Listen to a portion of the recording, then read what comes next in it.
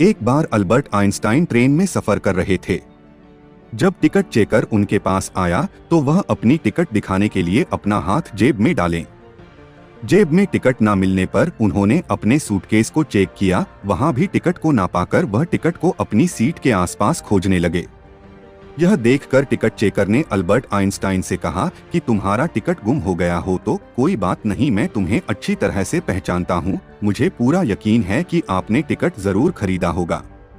TT जब बाकी के लोगों का टिकट चेक करके वापस जा रहा था तो उसने देखा कि अल्बर्ट आइंस्टाइन अभी भी अपनी सीट के नीचे अपना टिकट को ढूंढ रहे हैं। टीटी ने फिर से कहा कि आपको टिकट के लिए परेशान होने की जरूरत नहीं, आपसे टिकट नहीं मांगा जाएगा। यह सुनकर अल्बर्ट आइंस्टाइन ने कहा, वो तो ठीक है, पर टिकट के बिना मुझे पता कैसे चलेगा कि मैं कहाँ जा रहा हूँ। एक बार की बात है, अल्बर्ट आइंस्टीन लगभग 5 साल के रहे होंगे। उनके पिताजी ने उन्हें खेलने के लिए एक दिशासूचक कंपास दिया। उस कंपास को देखकर आइंस्टीन ये सोचने लगे कि इस कंपास की सुई किस बल से घूमती है, और यहीं से उन्हें विज्ञान में रुचि शुरू हो गई। दोस्तों, अल्बर्ट आइंस्टीन को नोबेल प्राइज उनके थ्योरी ऑफ रिलेटिविटी के खोज के लिए नहीं बल्कि फोटोइलेक्ट्रिक इफेक्ट के लिए मिला था। उन्हें गणित से अधिक रुचि भौतिक विज्ञान में थी, इसीलिए वे एक गणितज्ञ नहीं बल्कि एक वैज्ञानिक बने। उनकी विज्ञान के प्रति रुचि का अंदाजा इस बात से लगाया जा सकता है कि उन्होंने 15 साल की उम्र का होने से पहले ही अवकलन व समाकलन, डिफरेंशियल एंड इंटीग्रल कैलकुलस जैसे कठिन चीजों में महारत हासिल कर ली थी। जब वह 17 साल के थे तो कॉलेज एंट्रेंस के सारे एग्जाम में गणित और विज्ञान को छोड़कर सभी विषयों में फेल हो गए थे। एक बार आइंस्टाइन के एक सहकर्मी ने उनसे उनका टेलीफोन नंबर पूछा, तब आइंस्टाइन अपने पास रखी डायरी में अपना टेलीफोन नंबर ढूंढने लगे। सहकर्मी चकित होकर बोला, आपको अपना खुद का टेलीफोन नंबर भी याद नहीं है? अल्बर्ट आइंस्टाइन बोले, नहीं, मैं किसी ऐसे चीज को भला क्यों याद रखूं जो मुझे किताब में ढूंढने से मिल जाती है। अल्बर्ट आइंस्टीन को विज्ञान के अलावा और किसी चीज में दिलचस्पी नहीं थी। कहा जाता है कि सन 1952 में उनको इजराइल का राष्ट्रपति बनने का ऑफर भी आया था, लेकिन उन्होंने यह कहकर मना कर दिया कि वो राजनीति के लिए नहीं बल्कि विज्ञान के लिए बने हैं। अल्बर्ट आइंस्टीन के प्रेम के किस्सों की एक लंबी लिस्ट है। अपनी दूसरी पत्नी एल्सा के होते हुए भी उन्होंने 6 अन्य महिलाओं के साथ संबंध रखे। उनकी मृत्यु के 20 साल बाद उनकी सौतेली बेटी ने उनके 1500 पत्र प्रकाशित किए, जिनमें उनके लगभग 6 प्रेम संबंधों का खुलासा हुआ।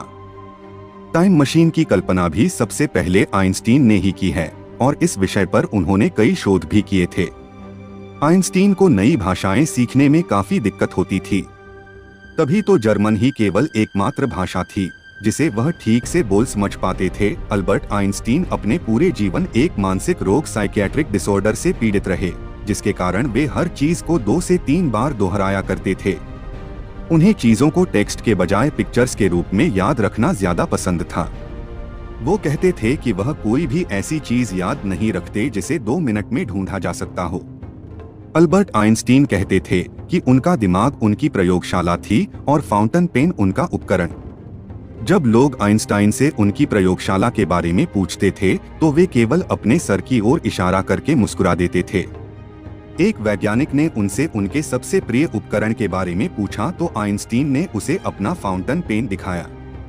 दोस्तों, हम सभी जानते हैं कि अल्बर्ट आइंस्टाइन की सभी खोजें विश्व प्रसिद्ध है, लेकिन उन्हें सबसे ज्यादा प्रसिद्धि तब मिली जब उन्होंने सबसे प्रसिद्ध खोज सापेक्षतावाद का सिद्धांत अर्थात E=mc² की खोज की। जापान में गिरा बम इसी फार्मूले पर आधारित है, जिससे बाद में आइंस्टीन को बहुत अफसोस हुआ कि उनके द्वारा दिए गए सूत्र का इस्तेमाल पूरी मानवता को खत्म करने के लिए किया जा सकता है। अल्बर्ट आइंस्टाइन जिंदगी भर अपने इस गलत प्रयोग के विरुद्ध थे। अल्बर्ट आइंस्टीन दोनों हाथों से लिख सकते थे, हालांकि ज्यादातर वे दाएं हाथ से लिखा करते थे। अल्बर्ट आइंस्टीन लोगों को हमेशा प्रेरित रखने के लिए अपने ऑटोग्राफ दिया करते थे। वो अपनी कमाई दान में दे दिया करते थे। वो अपने सिग्नेचर के लिए $5 लेते थे और एक स्पीच के लिए $1000 लेते थे और बाद में इन पैसों को वे चैरिटी में दान कर देते थे।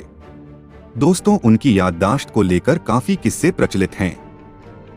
उनमें से एक किस्सा है, जब आइंस्टाइन प्रिंसटन यूनिवर्सिटी में कार्यरत थे तो एक दिन वो यूनिवर्सिटी से घर वापस आते समय अपने घर का पता ही भूल गए। अधिकतर लोग आइंस्टाइन को पहचानते थे, किंतु वह जिस टैक्सी में बैठे थे उस टैक्सी का ड्राइवर उन्हें नहीं पहचानता था।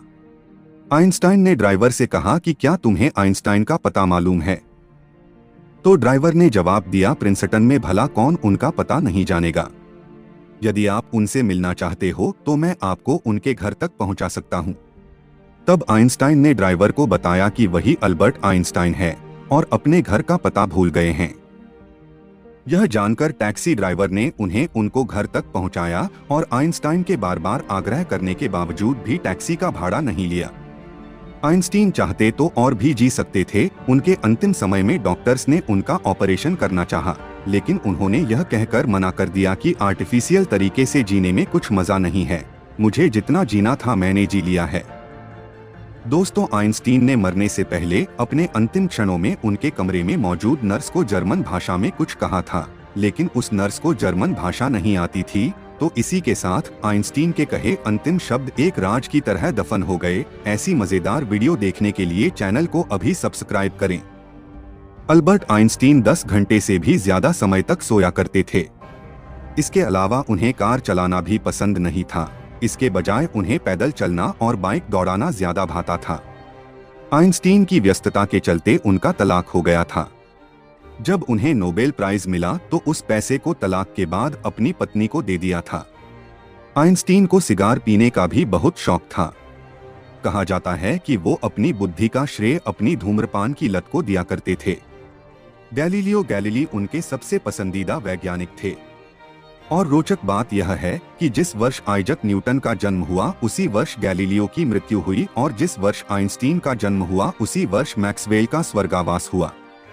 क्या आप जानते हैं कि 4 साल की उम्र तक अल्बर्ट ठीक तरह से बोल भी नहीं पाते थे। तभी एक दिन खाना खाते हुए वह अचानक से बोल उठे, सूप बहुत गर्म है। इस बात पर माता पिता ने जब हैरानी से पूछा कि आज तक तुमने कुछ बोला क्यों नहीं, तो उन्होंने बड़ी सरलता से उत्तर दिया, क्योंकि आज से पहले मुझे इस घर में कोई दिक्कत ही नहीं हुई। 12 दोस्तों, क्या आप जानते हैं कि अल्बर्ट आइंस्टीन ने कभी मोजे नहीं पहने, क्योंकि उन्हें इनसे काफी तकलीफ होती थी।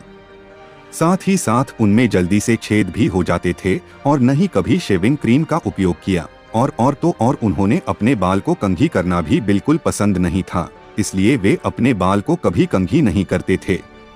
लेकिन आज उनका बिना कंघी किया हुआ hairstyle genius hairstyle के नाम से जाना जाता है। आइंस्टीन को संगीत में खासी रुचि थी।